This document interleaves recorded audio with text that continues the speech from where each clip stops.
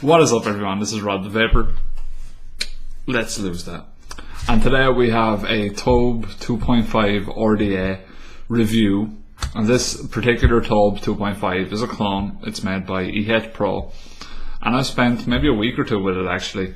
I've got this at 0.5 ohm, dual coil configuration. And it's a pretty nice little RDA, you know. I actually really do like it. It's very sort of open, simple design, really easy to build on if you are new to RDAs and you want a cloud chase. This is definitely a cloud chaser device. It produces a lot of vapor. It could produce a lot more vapor than what I'm getting from it, because I have a fairly simple sort of configuration in it, and I'm vaping on basically a mech mod as well. So it's good though. Let's try it out again.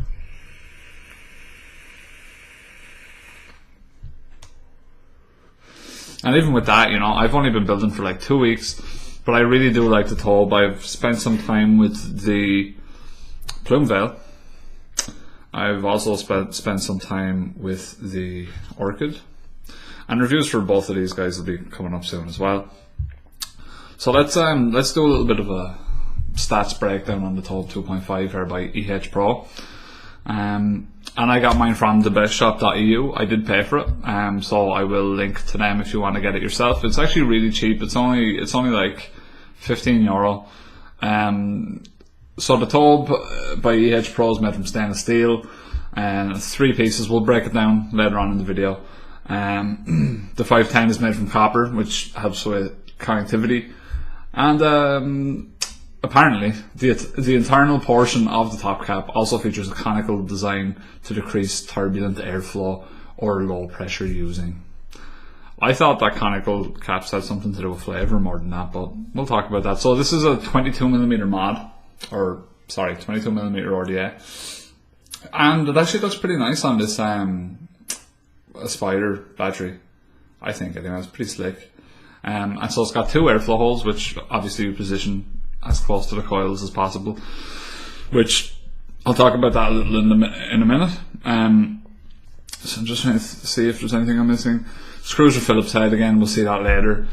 And that's about it, yeah. So in the box, if you guys know Ehpro, you'll know that the box looks something like that, which is actually a nice little box, you know, for €15, you know, it's actually a really nice little box.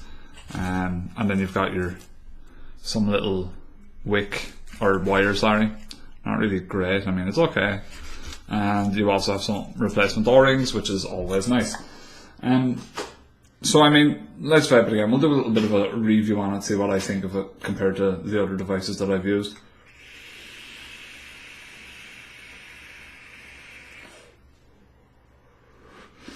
And so she is choking. Let's get all this out of the way. She is choking. I really like it. This was the first device I built on, coming over to RDAs, and I thought it was very simple and easy to build on. I felt like the vapor is immense, and the flavour is nice. It's very muted, as opposed to say a flavour chaser like a Plume Veil, or say even a Claramizer. I think Claramizers have better flavour than some of the big cloud chasing RDAs for sure. But the flavour is there, it's just very faint. This is definitely a device that you would like to cloud chase with. Very simple, very easy to build, and then just, you know, you fire that down at 0.4, 0.3 and you're going to get a lot of clouds, you know. But yeah, I love it. I think it's a really nice thing. The drip tip feels great, the heatsink feels great. It never heated up for me, so that there's actually heat sinks the whole way up. And it actually does talk about that a little bit in the write-up, I do believe. The top cap is actually the heatsink right here. Let's see if I can show you guys that. It's little heatsink fins. You can't really see it, it's not focusing, but it's just a nice simple unit, you know. There's not much more I can say about it. I think it's great. It does leak. I would not suggest that you bring this out and about with you. I think it's one of those that you'll have sitting on the desk at home, you know, or maybe you bring it somewhere and then drip and then vape it. I don't really think it's something that you could bring around. I have had it leak on me, so I wouldn't recommend it for that kind of stuff. I think that if you're on the move, I really think an RTA is just a better decision.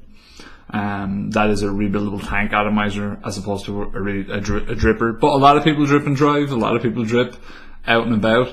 I just don't think it's for me personally. I would prefer to drip, or I would prefer a tank atomizer for that. I just think that these are too messy. Now some do have better airflow. This is quite open with the airflow, and I will show you guys when we break it down.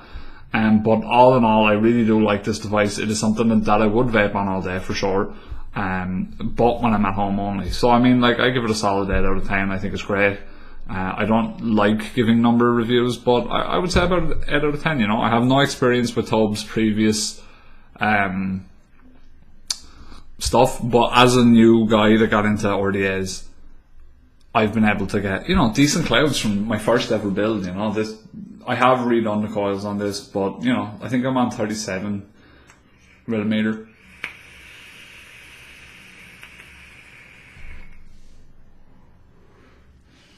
Gold clouds, man. I think it beats the Atlantis on the clouds just right out. And I know a lot of RDA people will laugh at me when I say that, but this, to me, I came from the Atlantis straight to this.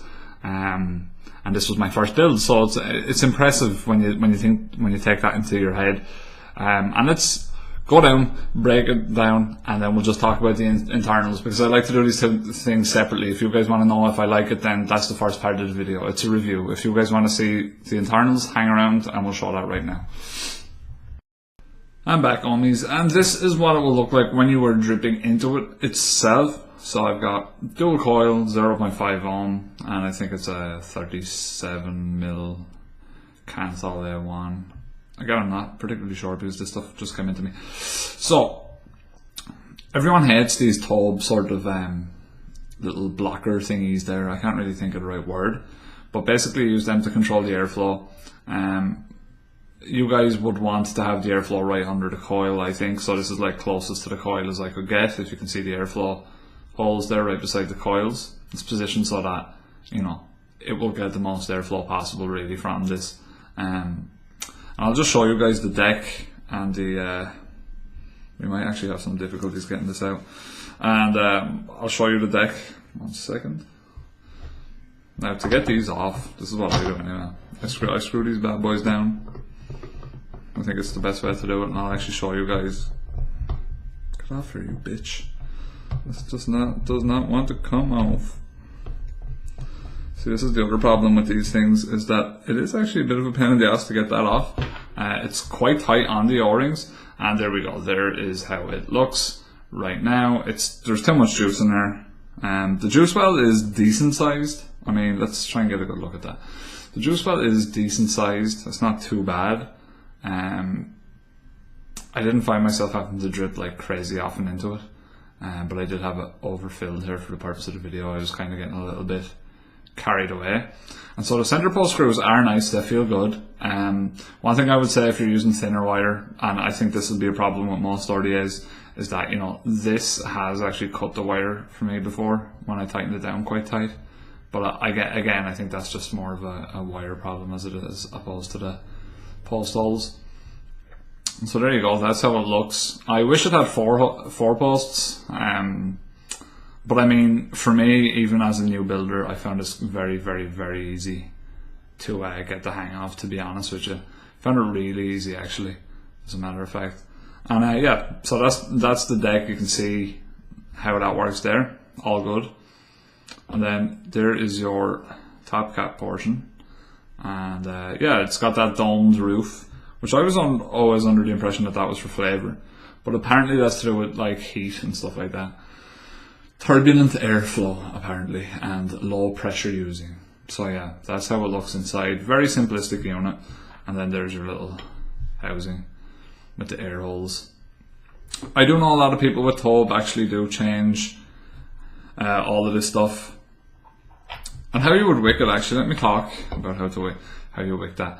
So a lot of people don't actually like having the coils sort of the way they are here. But I found it okay.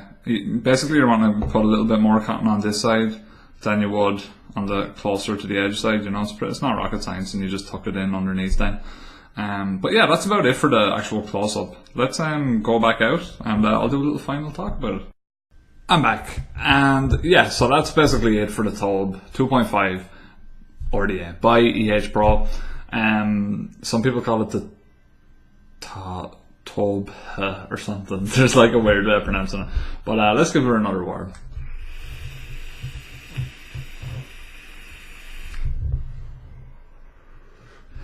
Big old clouds. Shit, you can't even see. Oop, oop, oop. Okay, let's give her another go. Let's fire her up.